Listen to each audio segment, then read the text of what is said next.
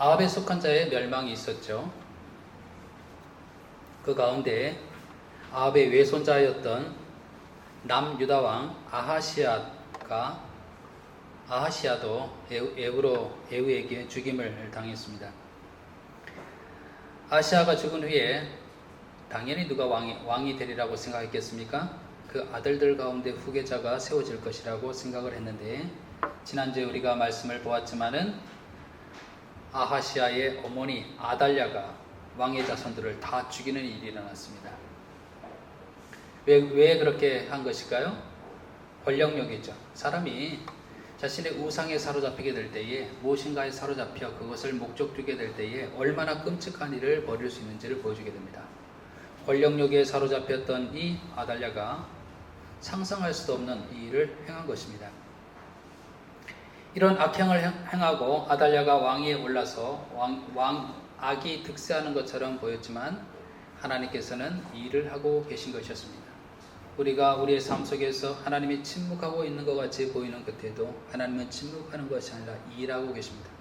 우리는 눈으로 보건대 겉으로 드러나는 것이 보이지 않아서 하나님 왜 침묵하십니까? 하나님 계시긴 한 것입니까? 라고 이야기할지 모르지만, 우리는요 믿어야 합니다. 하나님께서 살아계셔서 일하시고 계시다는 것을 믿어야 합니다. 눈에 보이지 않는다고 해서 없는 것이 아니고, 눈에 보이지 않는다고 해서 일하지 않는 것이 아니다라고 하는 거죠. 하나님께서는 일하고 계셨습니다. 의로운 자를 준비하고 계셨죠. 여호세바를 통하여서 이 아하시아의 아들들이 다 죽어가는 그때에 이 요아스를 죽음에서 건져내게 되고, 그 요아스를 몰래 빼내어서 성전에서 6년 동안 몰래 키우게 됩니다. 7째 해에 하나님께서 역전 드라마를 쓰시게 되죠. 제사장 여호야다의 주도로 아달랴에 대한 반역이 일어나게 되고, 요아스가 드디어 왕으로 즉위하게 됩니다. 권력욕의 화신이었던 이 아달랴가 죽임을 당하게 되죠. 하나님은 살아계셨고 일하셨고 또 살아계셨고 상황을 역전시키셔서 당신의 공의를 이루가십니다. 이 땅에서 공의롭지 않은 이 세상을 보는 가운데서 우리가 낙담하지 말아야 됩니다. 실망하지 말아야 됩니다. 하나님께서는 일해 가시고 공의를 이루시는 분이십니다. 그러니 어떤 상황 속에서도 이 하나님이 우리의 소망이 되셔야 됩니다. 공의를 이루시는 하나님, 살아계셔서 공의를 이루시는 하나님, 그 하나님에 대한 신뢰, 믿음을 끝까지 우리가 붙잡고 나가야 됩니다. 그것을 보여주는 것이 성경이죠. 성경을 보면서 그래, 하나님은 살아계시고 일해 가시지, 공의를 성취하고 계시지, 역전시키는 하나님이시지, 어떤 상황 속에도 이 하나님을 여러분의 소망으로 붙잡을 수 있는 그런 여러분이 되기를 바랍니다. 요아스가 드디어 왕에 올랐어요. 나이가 몇 살이었습니까? 7살입니다. 6년 동안 몰래 길러지게 되고 7년째 되던 해에 왕으로 오르게 됐죠. 그리고 오늘 말씀해 보니까요, 그는요 유다 왕이 되어서 몇 년을 통치하게 되냐면 40년 동안을 통치하게 됩니다. 그럼 우리가 궁금하지 않습니까? 궁금하잖아요. 요아스는 과연 어떤 왕이었을까? 요아스가 어떤 왕이었는지를 한 절로 딱 보여주는 말씀이 있습니다. 2절 말씀입니다. 요아스에 대해서 어떻게 이야기하고 있습니까? 2절은 요아스는 제사장 여호야다가 그를 교훈하는 모든 날 동안에는 여호와 보시기에 정직히 행하였으되 다만 산당들을 제거하지 아니하였으므로 백성이 여전히 산당에서 제사하며 분향하였더라. 이 요아스가 어린 나이에 왕위에 올랐잖아요. 이 요아스가 왕이 된 이 요아스가 제사장 여호야다의 교훈을 따를 때에는 하나님 앞에서 정직하게 행했대요. 제사장 여호야다의 교훈은 무엇이겠습니까? 이것은 어느 한 사람의 교훈, 한 사람의 지도를 받았다라고 하는 그런 의미가 아니라 성경적인 교훈을 받았을 때는, 그 성경적인 교훈에 따라 그가 나라를 통치했을 때에는 하나님 보시기에 정직하게 행했다라고 하는 것이죠. 여러분, 이 말씀이 아주 간단한 말씀이지만 이 말씀이 정말 중요한 것을 우리에게 얘기해 주고 있다고 생각합니다. 우리가 기도할 때에 하나님 앞에서 정직하게 행하소서라고 그렇게 기도하잖아요. 정말 우리가 믿음을 가지고 하나님을 의식하며 살아가는 그런 삶을 살기를 원하잖아요. 그런데 그 힘은 어디서 오냐라고 하는 거죠. 어떻게 우리가 하나님 앞에 정직하게 살 수 있는가라고 하는 거죠. 마치 이 요아스가 제사장 여호야다의 교훈을 따를 때에 하나님 앞에 정직하게 행했던 것처럼 우리가 이 세상에서 하나님 앞에 정직하게 살아갈 수 있는 그 비결은 바로 무엇을 따라 살아가게 될 때? 하나님의 말씀입니다. 너무나 분명한 정답이죠. 하나님의 말씀, 하나님의 교훈에 따라 살아가게 될 때에 하나님 앞에 정직하게 살아가게 되는 것이죠. 어른이나 아이나 청년이나 할 것 없이 모두 성경적인 교훈을 따라 살아가야 됩니다. 이게 그리스도인들에게 너무나 많이 들렸던 말씀이고 너무나 잘 아는 말씀이라 생각할지 모르지만요, 우리는 정말 하나님을 믿는다고 하면서도 정말 하나님의 말씀의 교훈 따라 살아가고 있는가 라고 하는 것을 자문해 봐야 됩니다. 만약에 우리가 하나님의 말씀에 따라 하나님의 법에 따라서 살아가지 않으면 뭐에 따라 살아가게 될까요? 예? 세상의 통념에 따라 살아가는 거예요. 세상의 통념에 따라. 생각해 보세요. 여러분, 만약에 우리에게 계속해서 하나님 말씀의 은혜가 없다면, 말씀에 대한 깨달음이 없다 그러면, 성경 말씀을 읽지 않고 듣지 않고 성경에 대한 깨달음이 없다 그러면 우리는 뭐에 따라 살아갈까요? 뻔할 뻔잡니다. 다 세상이 살아가는 통념대로 살아가는 거예요. 사람들이 이렇게 얘기하면 그렇게 살아가고, 또 여론에서, 미디어에서 이렇게 얘기하면 그렇게 살아가고, 세상의 통념에 따라 살아가는 거예요. 세상 유행 따라 살아가는 거예요. 그래서요, 성경은 하나님 앞에서 정직하게 살아가기 위해서 무엇이 필요한지, 뭐가 중요한지에 대해서 끊임없이 얘기하고 있습니다. 청년이 무엇으로 그의 행실을 깨끗하게 하리까? 주의 말씀만 지킬 따름이니이다. 마땅히 행할 길을 아이에게 가르치라. 그리하면 늙어도 그것을 떠나지 아니하리라. 또 아비들아, 너희 자녀를 노엽게 하지 말고 오직 주의 교훈과 훈계로 양육하라. 하나님의 말씀의 교훈 아래 있게 될 때에 하나님 앞에 정직하게 살아가게 되는 것입니다. 하나님 말씀의 교훈을 받고 살아갈 동안에 이 요아스는요, 그의 마음에요, 하나님의 선한 뜻을 행하고자 하는 그 마음이 들게 됩니다. 여러분, 우리도요, 성경을 보든지 또 말씀을 듣든지 그러는 가운데 우리 마음속에 어떤 생각이 드냐면 선한 뜻을 행하고자 하는 마음이 생겨요. 기도할 때도 그렇잖아요. 하나님께 기도하는 가운데 내 속에서 내가 이렇게 해야 되는데 라고 하는 의욕이 막 생겨요. 성령께서 그 마음을 불어넣어 주시는 거예요. 요아스도 마찬가지입니다.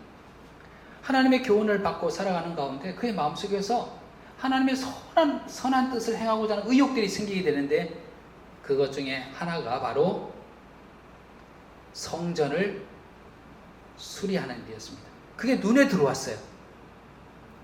성전은 언제 지어졌습니까? 솔로몬 때 지어졌잖아요. 솔로몬 제위 11년째에 성전이 지어지게 됐는데, 요아스가 왕이 되었을 때는 성전이 지어진 지가 거의 130년이 지났습니다. 130년이 지나가는 동안에 여러 번 약탈을 당하기도 했어요. 근데 대부분의 왕들이 성전 수리에 대한 관심이 없었어요.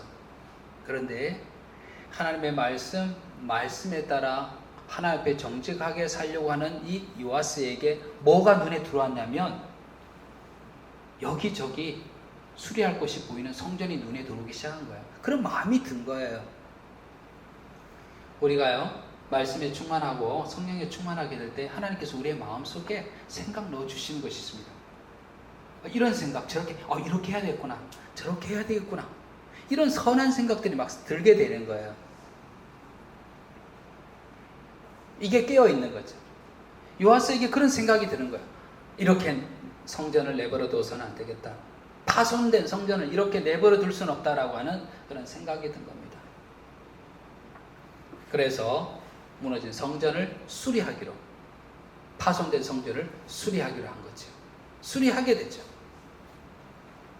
여러분, 하나님의 교훈을 받아서 하나님 앞에 정직하게 행하고 그의 마음속에 하나님의 성전을 수리하는 이 요아스의 행위는요, 지금 우리들에게 시사하는 바가 큽니다. 하나님 말씀에 따라서, 말씀 안에서 우리가 살게 될 때에 우리의 관심이 어디에 초점 맞춰지게 되냐면요, 바로 성전에 우리의 관심이 초점 맞춰지게 되는데, 지금에 있어서 성전은 어디입니까? 예수님께서 본인이 성전이라고 말씀하셨고 이후에는 하나님의 성령이 거하시는 바로 우리 성도가 성전이라 그랬잖아요. 그렇다 그러면 주의 말씀에 충만하게 될 때에요, 내 성전이 지금 어떠한가라고 하는데 관심을 갖게 된다니까요. 여러분의 지금 심령은 어떻습니까? 하나님을 향한 심령은 어떻습니까? 여러분의 믿음은 어떻습니까? 예수님을 사랑하는 그 마음의 정도는 어떻습니까? 이 성전에 대해서 관심 갖기 시작한다니까요. 그렇지 않으면 하나님의 말씀이 없으면, 하나님 말씀 안에 있지 않으면 우리는요 바깥 것에 관심을 가지는 겁니다. 성전은 아랑곳하지 않는 거예요. 성령이 거하시는 내 성전에 대해서는 관심이 없어요. 그저 내가 무엇을 소유하는 것, 내가 무엇을 사는 것, 남과 비교해서 좀 더 높아지는 것, 좋아 보이는 것, 자랑하는 것, 이런 것에 관심을 갖게 되죠. 130년이라는 시간이 지나면서 성전이 점차 이렇게 훼손되는데 그 성전에 대해서 관심을 갖지 않았었는데 드디어 이 요아스가 하나님의 성전에 대해서 관심을 갖기 시작한 겁니다. 성전을 수리하려고 그러는 거죠.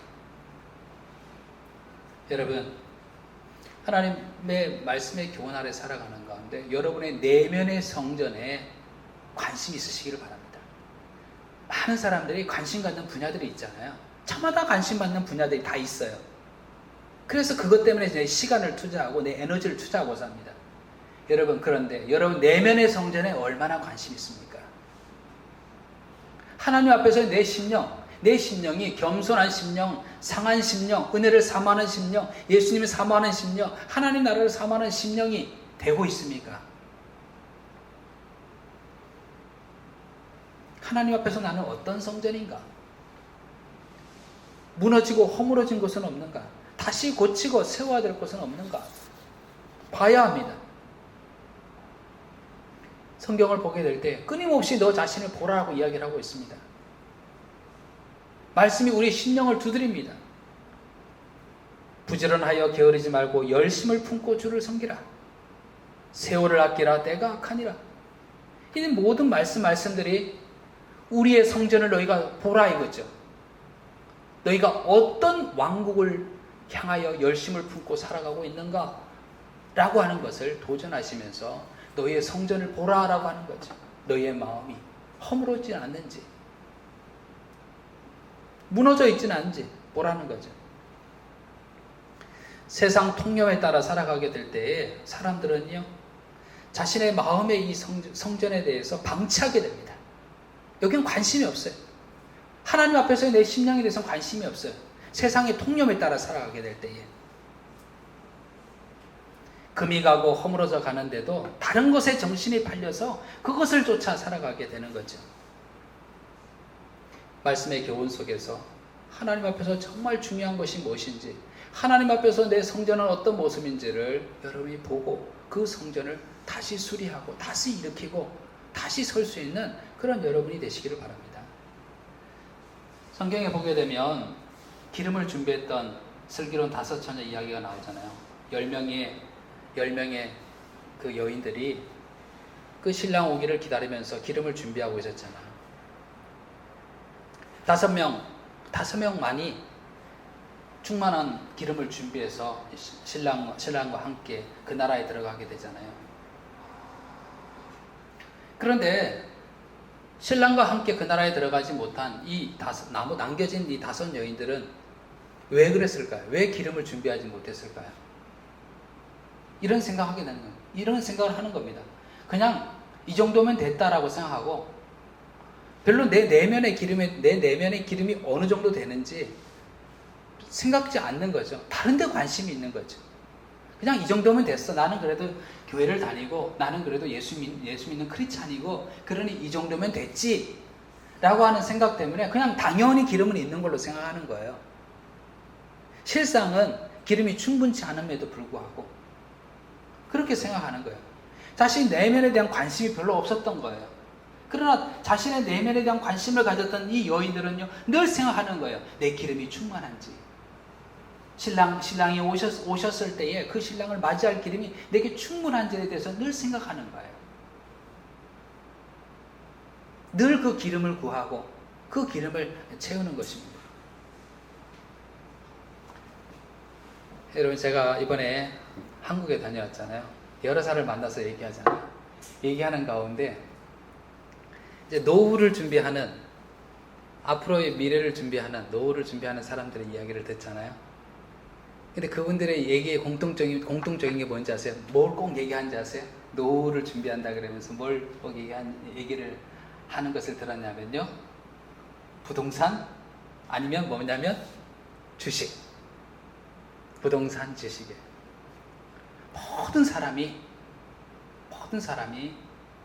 어떻게 하면 이 부동산을 통해서, 어떻게 하면 이 주식을 통해서 내가 더 이렇게 쌓아두며 노후를 준비하고 있을까? 근데 여러분, 우리가 그리스도인이라면 그런 우리의 그런 실질적으로 경제적으로 필요한 부분에 대해서 준비하는 것도 맞지만, 우리가 그리스도인이라면 또 정말 중요한 부분이 있잖아요. 그것은 바로 우리의 마음의 성전입니다. 내가 어떤 성전이 되어서 내 일생을, 내 마지막 이 땅에서 거하는 순간순간을 하나님 나라에서 내가 어떻게 나의 인생을 써나갈 것인가, 내 시간들을 어떻게 보낼 것인가, 어떻게 하나님 나라를 위해서 기여할 것인가, 복음을 위해서 내가 어떻게 기여할 것인가에 대한 이야기는 별로 듣지 못했어요. 사람들이 많은 관심이 어디에 있냐면 다 물질의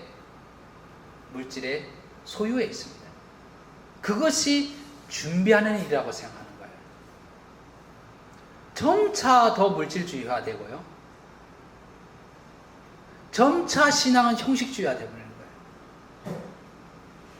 여호와 이레의 하나님, 예비하시는 하나님에 대한 것은 구호만 남고, 개념만 남고, 자신의 미래에 예비하시는 하나님에 대한 그런 생각은 안 하는 거예요. 신뢰는 안 하는 거예요.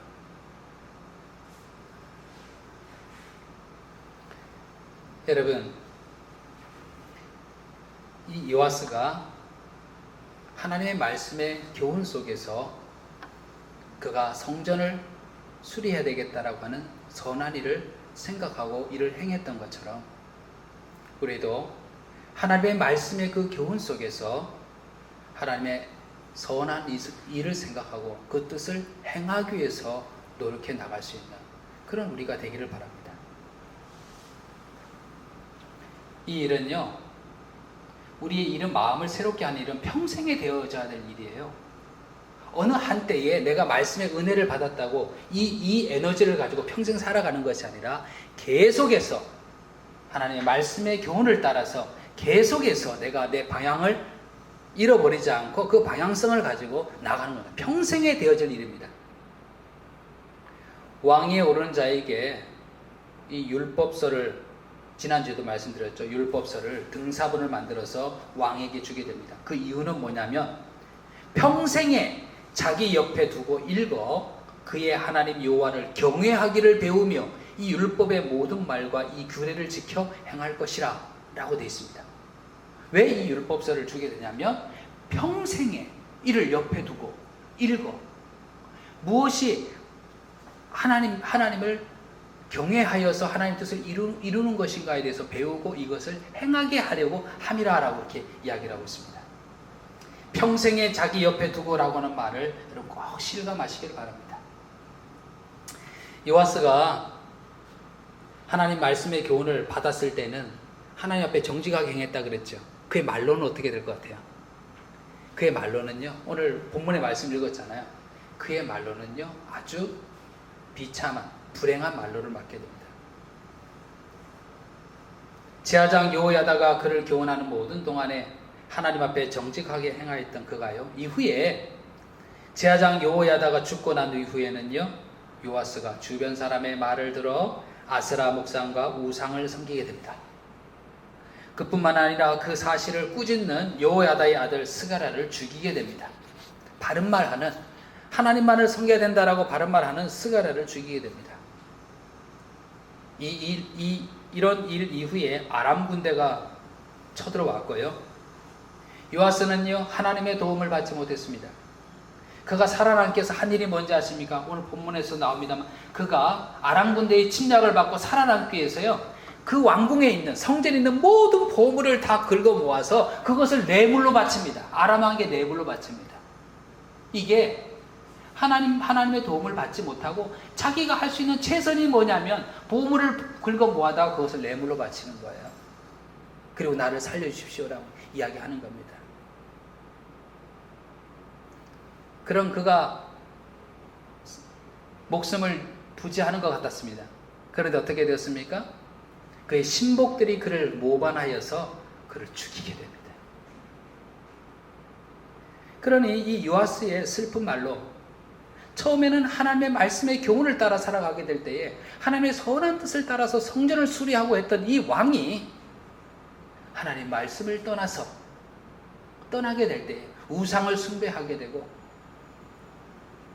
하나님을 거역하게 되고 결국은 그가 비참한 죽음을 맞이하는 것을 보게 됩니다.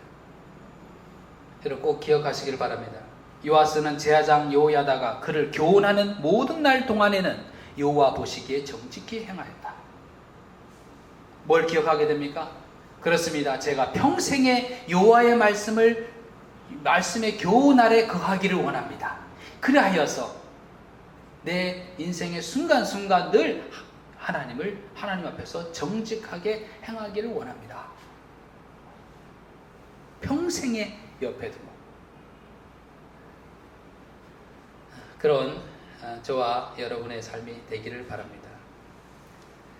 두 번째로요, 요아스를 보면서 깨닫게 되는 부분이 있습니다. 아까 요아스에 대해서 이야기를 하면서 2절 말씀 얘기했잖아요. 그 후반부에 뭐라고 얘기했습니까? 그가 하나님의 말씀의 교훈을 받아서 하나님 옆에 정직하게 행했는데 하나가 걸림돌이 되고 있습니다. 뭐였냐면 다만 산당들을 제거하지 아니하였으므로 백성이 여전히 산당에게 제사하며 분향하였더라. 산당을 제거하지 못했어요.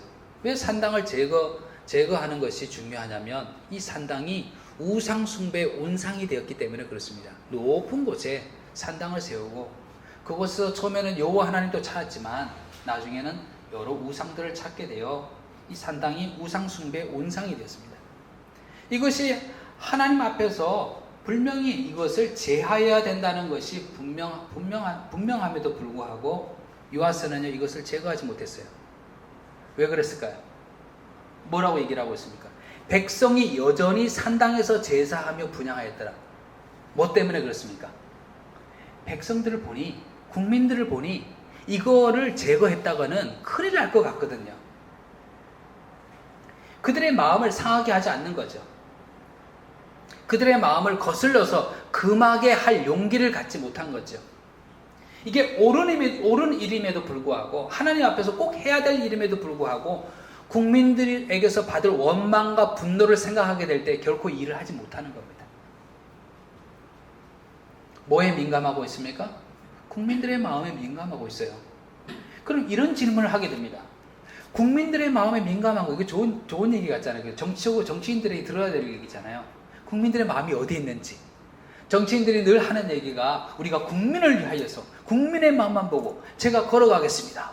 국민을 위해서 하겠습니다. 그러는데 국민의 여론을 듣는 것, 그들의 마음을 읽는 것 참 중요하죠. 그런데 우리는 여기서 한 걸음 더 나아가게 됩니다. 국민들이 어떻게 생각할까라고 하는 민감함을 가진다 그러면 더 그가 가졌을 민감함은 뭐에 대한 마음입니까?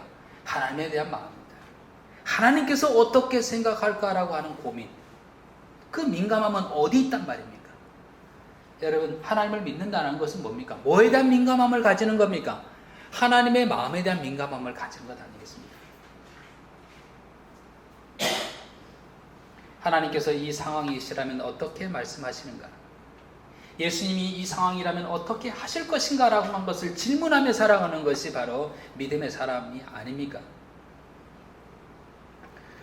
우리가요, 일상에서 자꾸 타협하게 되는 이유가 뭡니까? 사람들이 어떻게 생각할까?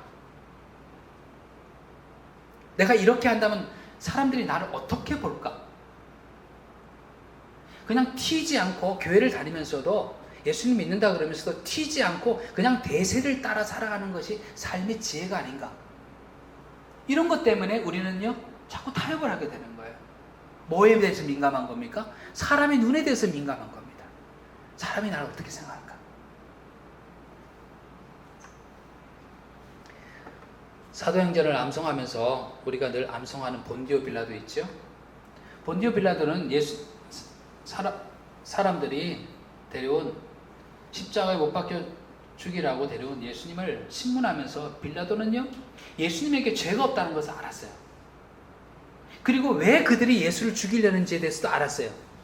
그들이 가지는 시기심, 또 그들이 가지고 있는 이 권력을 놓지 않으려는 마음, 또 그들의 안위를 생각하는 마음, 이런 것 때문에 예수님을 죽이려고 한다는 것을 알았어요. 심지어는 빌라도는 예수님께 이렇게 묻잖아요. 진리가 뭐냐라고까지 묻습니다. 진리가 뭐냐. 너무 멋진 질문이죠. 예수님이 죄가 없다는 것을 알면서도 빌라도는 어떻게 합니까? 저 예수를 십자가에 못 박으라라고 하는 그 군중들의 소리에 굴복하여서 무죄한 예수님을 그들에게 내어줍니다. 비록 그가 손을 씻으며 나는 저 사람의 죽음에 대해서 나는 죄가 없다라고 그렇게 얘기는 했지만은 죄가 없는 것입니까? 진리를 따라야 될 양심을 저버리고 대중의 잘못된 요구에 굴복하게 된 거죠. 얼마나 우리가 삶을 살아가면서 사람의 눈치를 보고 살아가는지, 사람의 소리 때문에 내가 굴복하며 살아가는지, 내 신앙의 양심을 저버리며 살아갈 때가 얼마나 많은지를 우리는 보게 됩니다. 우리 그리스도인들은 하나님이 하신 일의 증언자입니다. 증언자는요, 사람의 소리, 이렇게 말해, 저렇게 말하는 게 좋아, 그게 너에게 유익이야, 너에게 도움이 될 거야 라고 하는 사람의 말에 휘둘리는 자가 아닙니다. 내가 본 것을, 체험한 것을, 진리이신 성경이 말하는 바를 증언하는 자가 바로 그리스도인입니다.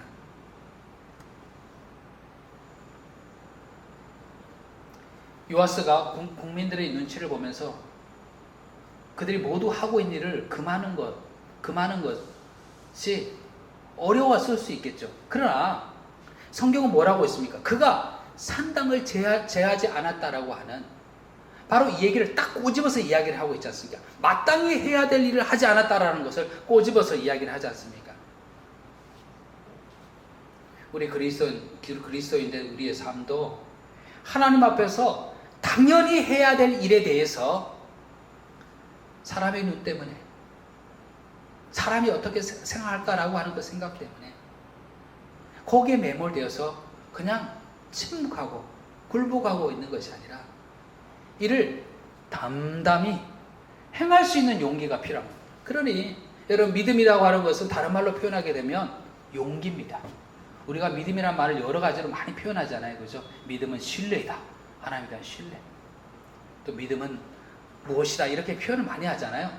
그러나 그 중에 꼭 빼놓지 말아야 될 것은 보게 되면요, 믿음은요, 거스르는 용기입니다. 기꺼이 핍박당할 것을 각오하는 용기입니다. 믿음이라고 하는 것은 하나님께서 주신 좋은 것만을 취하는 것이 믿음이라고 생각하십니까? 하나님 주신 은혜를 내 것으로만 소유하는 것, 이것이 믿음이라고 생각하십니까? 예수 믿으면 내가 하나님께로부터 받는 그런 놀라운 복을 내가 갖는 거야. 그건 반쪽짜리입니다. 믿음은 뭡니까? 하나님이 기뻐하신 일을 행함에 있어서 핍박이 와도, 어려움이 와도, 거절이 와도 그것을 기꺼이 감당할 수 있는 것, 용기를 갖는 것, 이것이 믿음이다라고 하는 것을 보게 됩니다. 이것을 요아스가 못했어요.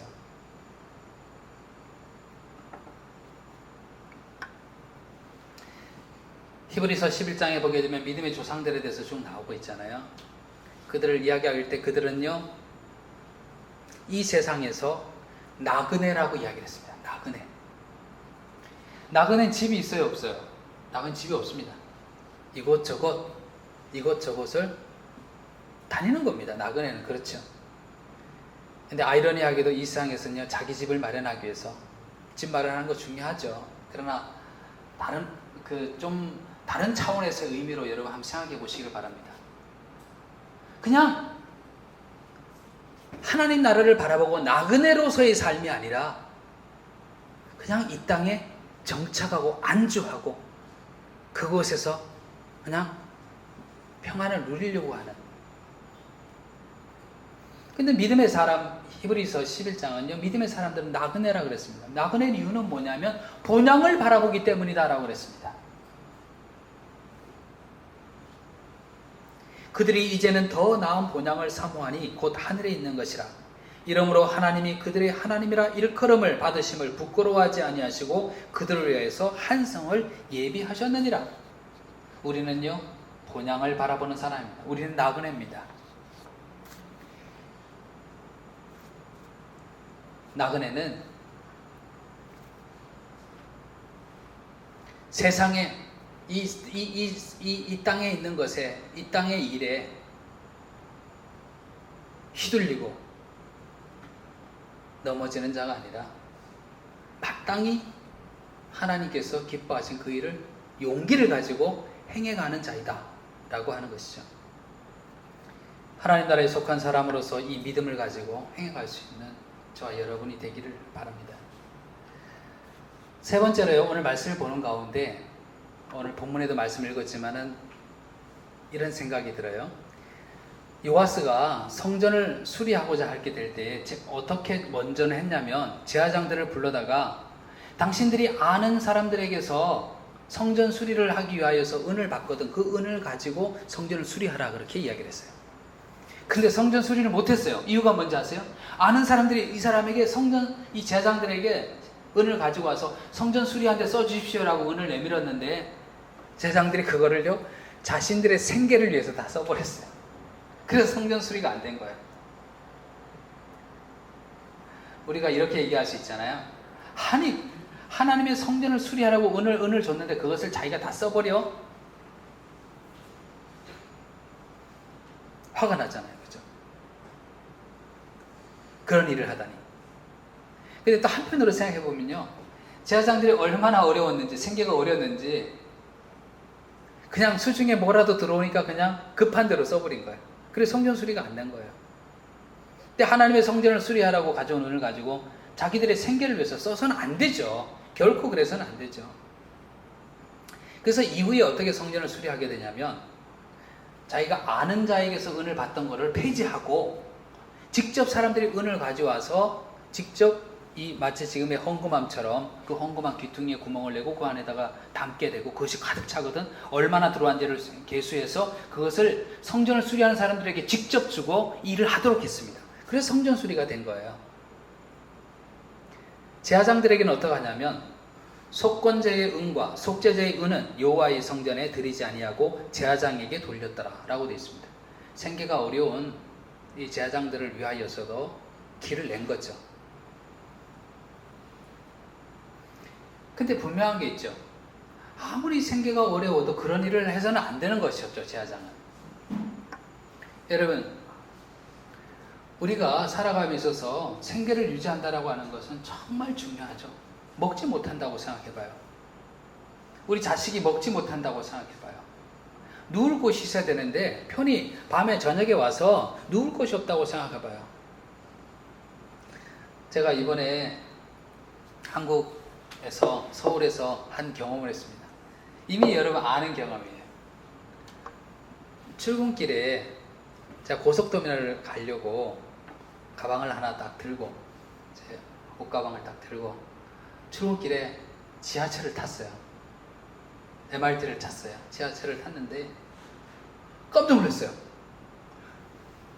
그 싱가포르 지하철 탈 때 보통 사람들이 줄 서 있는 그 길이가 있잖아요. 그죠? 그것을 생각하고 내려갔는데 그게 아니었어요. 줄이 벌써 쫙 그 통로마다 그 문의 통로마다 쫙 서 있는 거예요.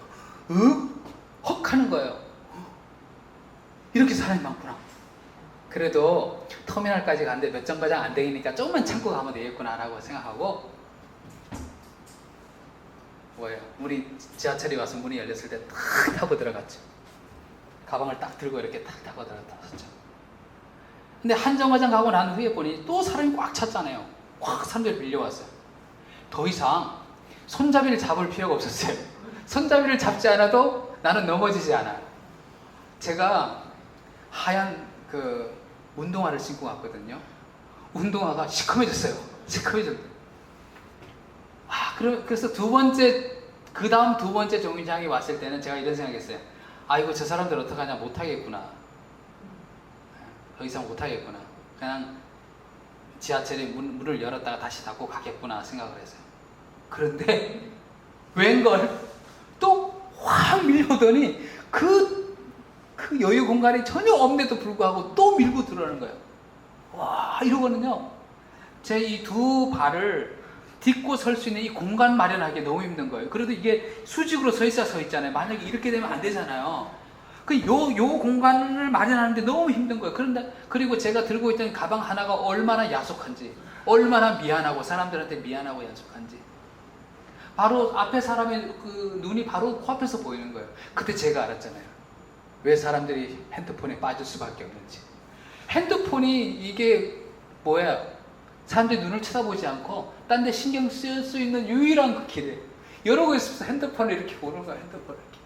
사람들이 눈이랑 안 마주치려고 이러고 보는 거예요. 대부분 타는 사람들이 보니까, 그 시간대에 타는 사람들이 보니까요, 젊은 사람들이니까요. 회사에 출근하기 위해서 말끔하게 양복을 입고 또 아주 이쁘게 옷을 차려입은 또 여인분들이 이렇게 탄 거예요. 그리고는 한 말도 못하고 그 공간을 견뎌내는 거죠.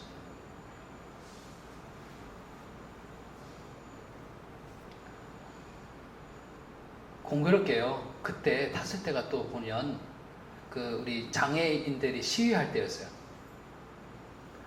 더 이상 지하철이 나아갈 수 없다라고 하는, 지체돼서 시간이 아주 많이 지체될 것이라고 하는 이야기를 듣는 순간요, 지하철에 있는 사람들이 확 나가더니 밖으로 막 나가는 거예요. 못하기 위해서. 출근 시간을 맞추기 위해서 나가는 거예요. 마치 전쟁통과 같이 밖으로 달려나가는 사람들의 모습을 보면서요, 제가 무슨 생각했냐면, 야, 이게 살아가는구나. 이게 바로 생계를 위해 살아가는 거구나 생각했어요. 이것은 우리는 욕망을 위해 살지 말라라고 이렇게 얘기하지만, 이거는 욕망이 아니라 이거는 살아남기 위해서 사람들이 이렇게 매일매일 이렇게 살아가고 있구나라는 그런 생각이 들더라고요. 제가 뭔 얘기를 하려고 그러냐면, 생계가 너무 중요하다는 거예요. 그렇게 시간 맞춰서 출근하려는 그 사람들의 모습을 보면서 이 생계의 문제가 우리에게 너무 중요하죠. 먹고 사는 문제가 너무 중요하죠.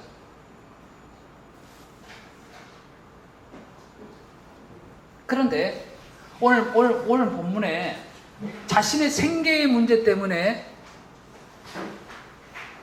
성전 수리에 드려야 될 은을 자기 것으로 착복한 이 제사장의 모습을 보면서, 생계의 문제가 아무리 중요하다 할지라도 결코 그것이 하나님의 뜻을 거절하고 외면하는 변명거리는 될 수 없다는 거예요.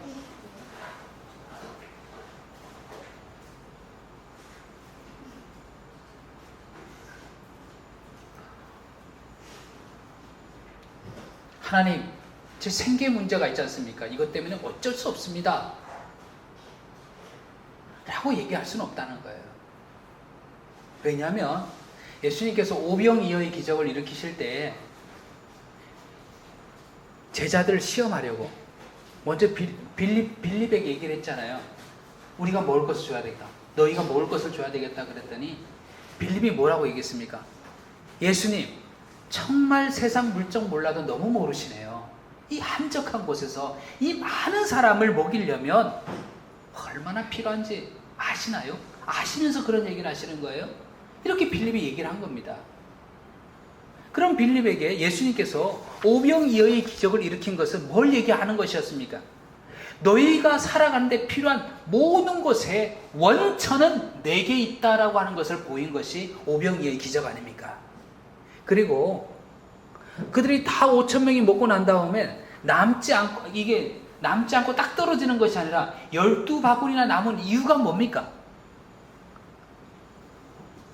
예수님 안에서 누리는 풍성함이 어떤 것인지를 보여주기 위함이 아니었습니까?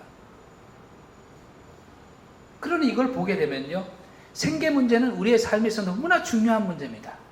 예수님께서도, 하나님께서도 이건 너무 잘 알고 있어요. 그래서 주기도문에서도 어떤 기도 내용이 납니까? 오늘날 우리에게 일용할 양식을 주옵시고라고 기도하게 하잖아요. 생계 문제가 중요하다는 걸 너무나 잘 알고 있습니다. 하나님께서도. 예수님께서도 가난한 자에게 먹이시는 일이 나오잖아요. 제자들에게도 먹이시고 먹이시잖아요. 그들이 건강을 찾기 위해서 일할 수 있도록 그렇게 치유하시잖아요. 그런데 너무나 생계 문제가 중요하다는 것을 아시고 이를 또 공급하시는 하나님이시지만 더 중요한 것이 있습니다. 그것은요, 우리 그리스도인이 생계의 노예가 돼서는 안 된다는 거예요. 생계를 유지하는 것 자체가 삶의 중심, 목표, 이유가 되어서는 안 된다는 겁니다. 왜냐하면 우리는 먹고 살아가는 것 이상의 존재이기 때문에 그렇습니다. 먹고 살면서 연명하는 존재가 아니잖아요. 그 이상의 존재잖아요. 예수님 말씀하셨잖아요.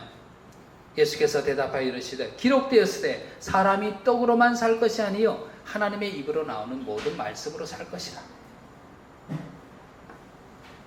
여러분, 우리의 사정과 형편을 아시는 하나님이십니다.